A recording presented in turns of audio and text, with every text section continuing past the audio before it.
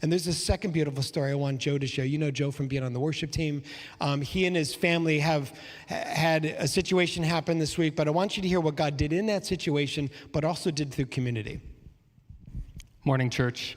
I already talk fast, but I got to talk extra fast, so apologies. But I want to echo what Pastor Tim said. I've got kind of 2 points of testimony, and the first one being what a tremendous community we have here, and then second, the healing mercies of the Lord. So this past Monday, right after 11 a.m., my father-in-law, mother-in-law, my 11-week pregnant wife, my 4-year-old, my 2.5-year-old were T-boned by a pickup truck down in Franklin Town.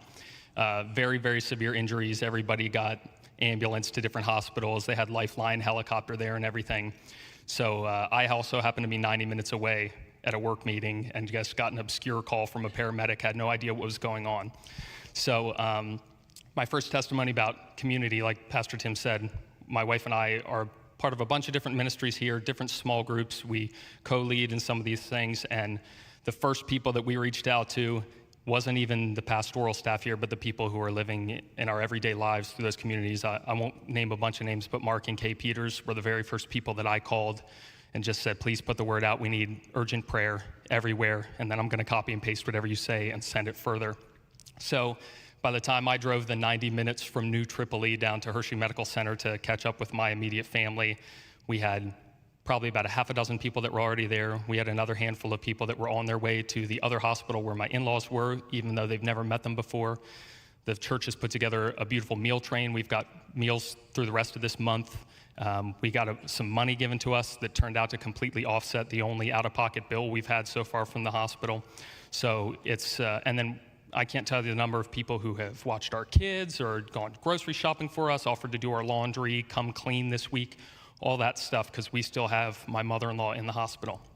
And then that's the other side of it for healing.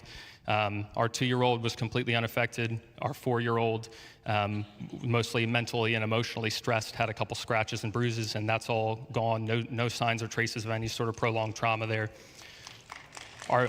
My wife had a bruised hip and a slightly fractured nose, but nothing that needed any procedure, and the baby's totally fine.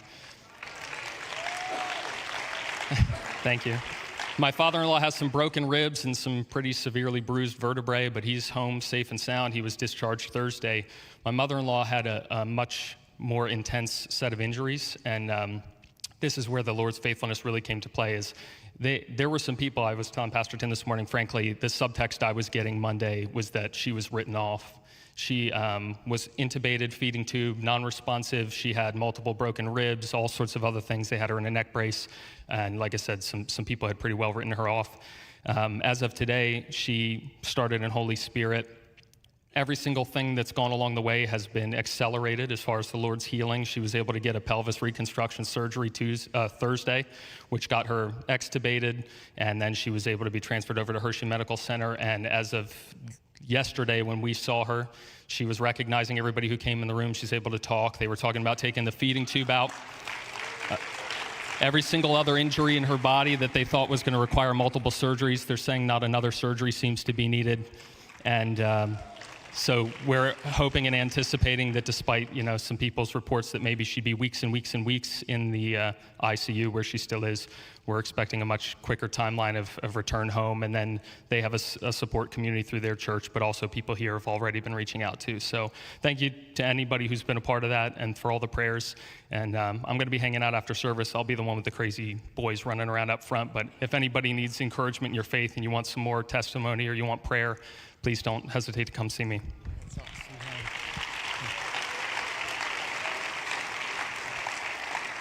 So from what I understand, right after this happened and people showed up at the hospital, but people were doing other things outside of the hospital, 30 to 40 people showed up to be a part of, this is what community is all about, guys. If you are not connected, get connected somewhere so that you're a part of the main family here at the church. So bless you, bro. Thanks, man.